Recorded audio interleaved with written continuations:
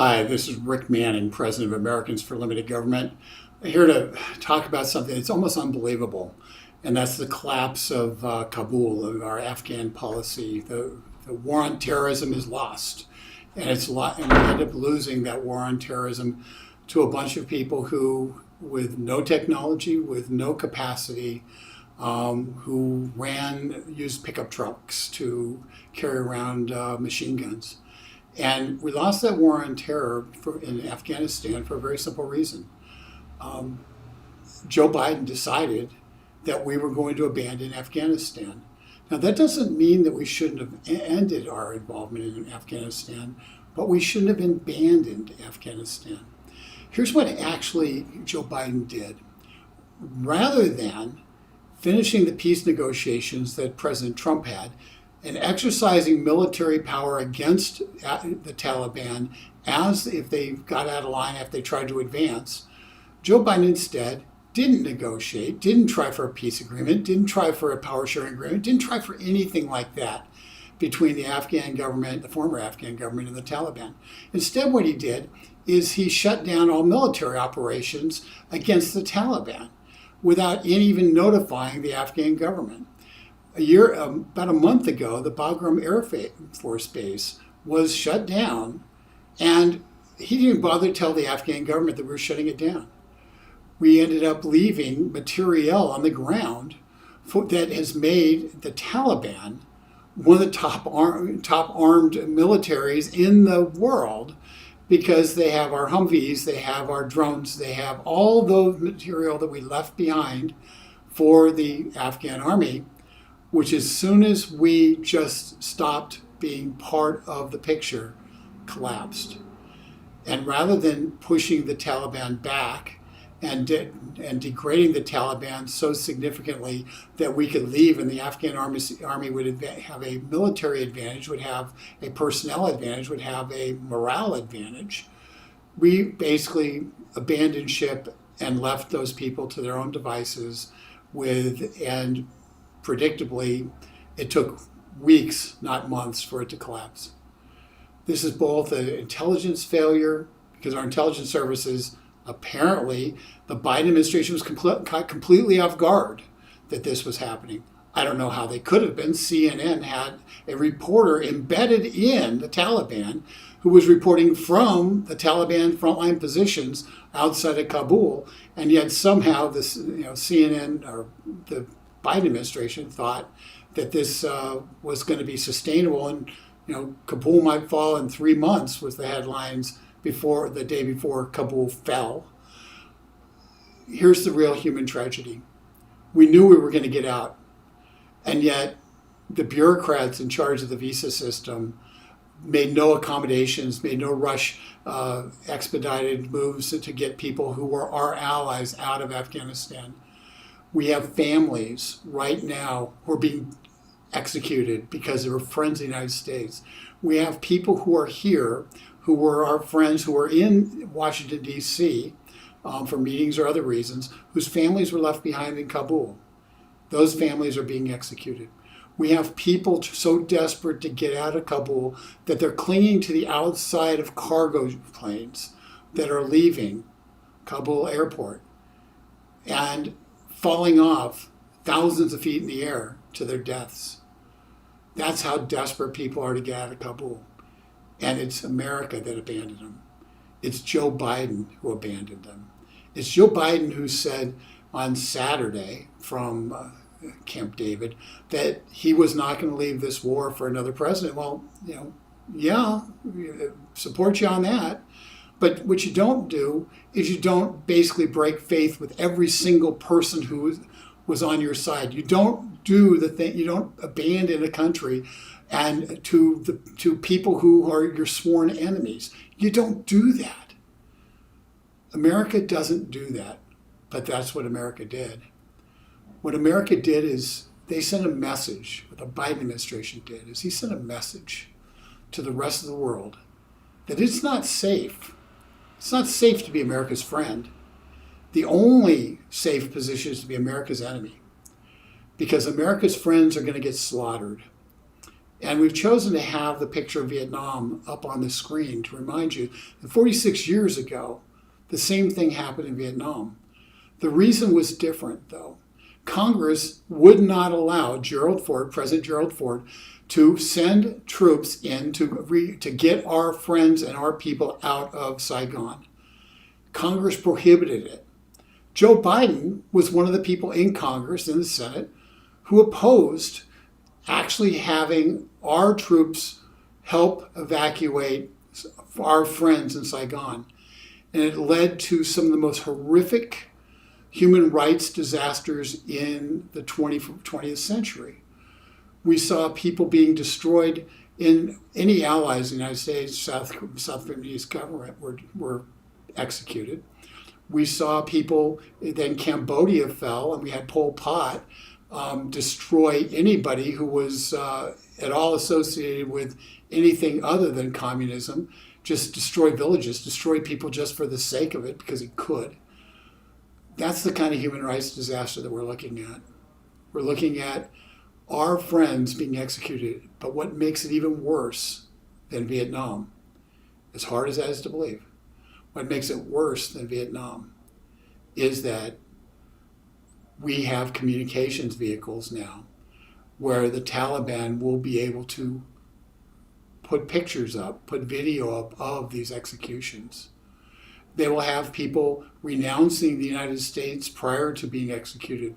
They will have people doing anything, scrambling to save their lives, and will make it clear to countries around the world, to people around the world, that the United States is the worst ally you can possibly have.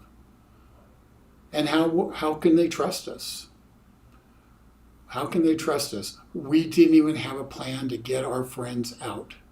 We didn't even have, even though we could have, we had no plan to get our friends out. Now, maybe that was an intelligence failure, but it was actually a failure in leadership by Joe Biden, because it was obvious for anybody who's even following the news that the Taliban were approaching much faster than the intelligence people were admitting, and that unless we intervened, unless we took military action to stop them and slow them down, we were going to be scrambling to get people out. Middle last week, the decision was made to start burning all of our materials in the embassy. And in doing that, it was an admission that we were evacuating in really big hurry, and yet no support was coming. Nobody was coming to slow down the Taliban. That's an admission of failure. That's an admission that America failed. And quite honestly, Joe Biden and the generals who were more busy trying to take anybody who supported Donald Trump and get him out of the military, the Homeland Security people who were so busy, who've opened our borders, allowing 220,000 people coming illegally over our border in just July. Those people, imagine the situation where we're sitting there saying anybody who says they need amnesty because to come across our border when they don't need amnesty are allowed in, and the people who actually needed amnesty, who were actually fighting side by side with us, were denied it. They were denied the ability to actually legitimately get amnesty because the Biden administration gave excuse after excuse. Well, where are we going to send them? What's going to happen? They never looked for a solution. All they looked for were excuses as to why they couldn't say yes. And as a result, hundreds of thousands, if not millions of people are going to die in Afghanistan. And the blood is on Joe Biden's hands. And the blood is on America's hands.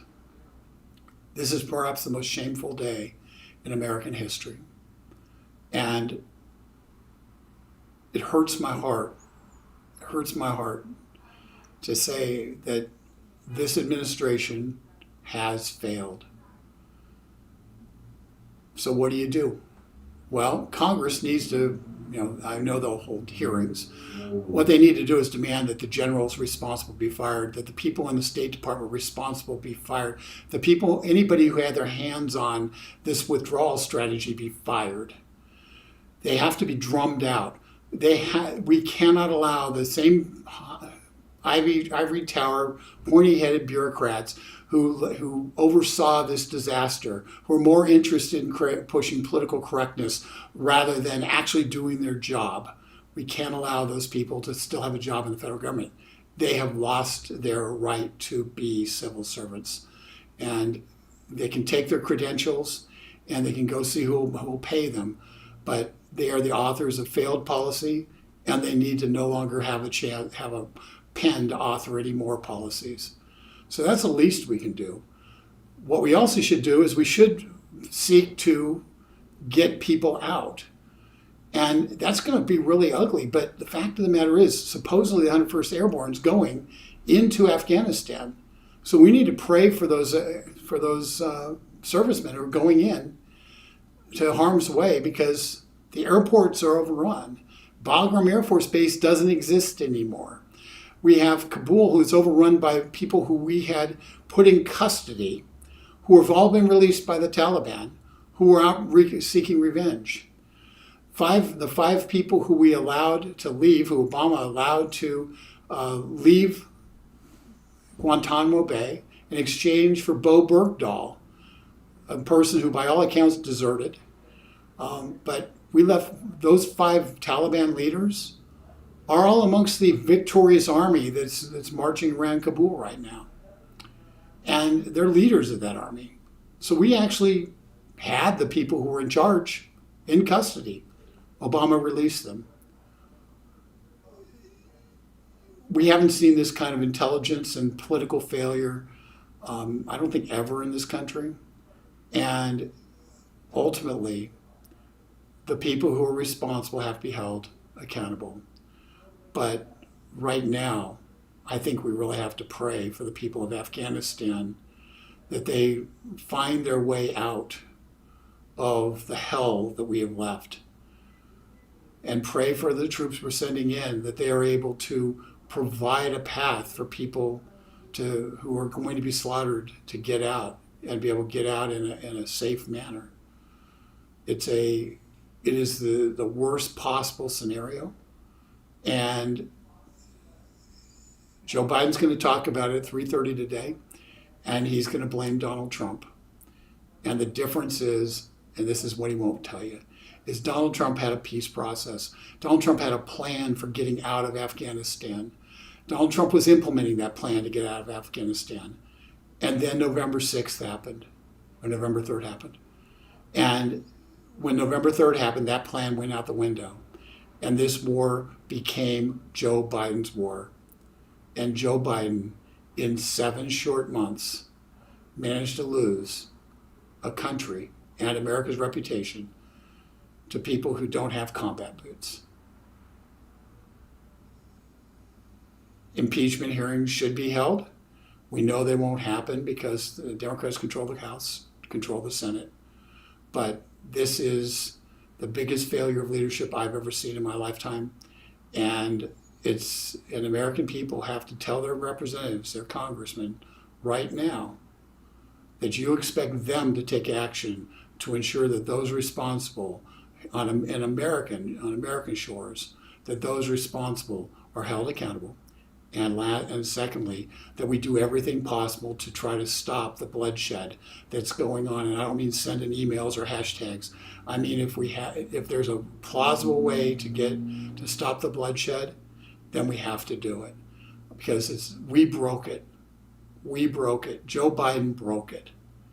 And unfortunately, America is going to have to fix it. And if we don't, it'll be a stain that we have for years and years and years, for decades.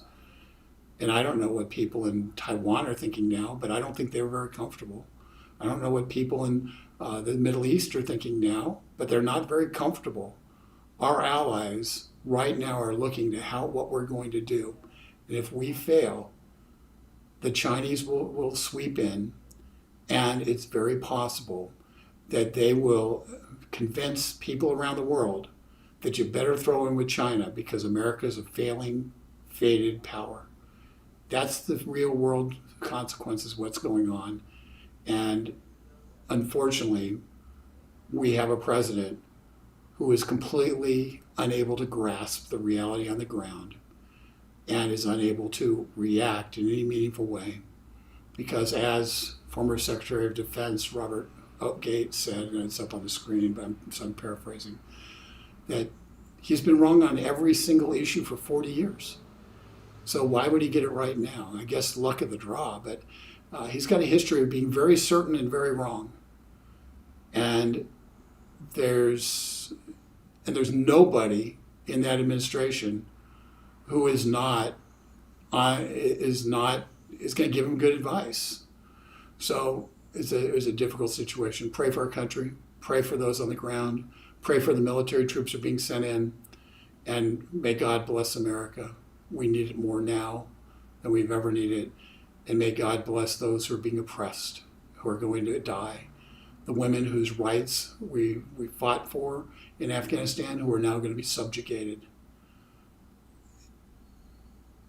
I wish there were good news. Thank you for watching. Tomorrow, when I get on the air, hopefully we'll have some good stuff to talk about. But pray for America and get your congressmen, get your senators to start standing up for America rather than playing the partisan political games of defending a failed presidency, a president who is completely out of his depth, and a staff that is enabling him and, quite honestly, is running policy that is detrimental to the United States interests. Thank you, and God bless.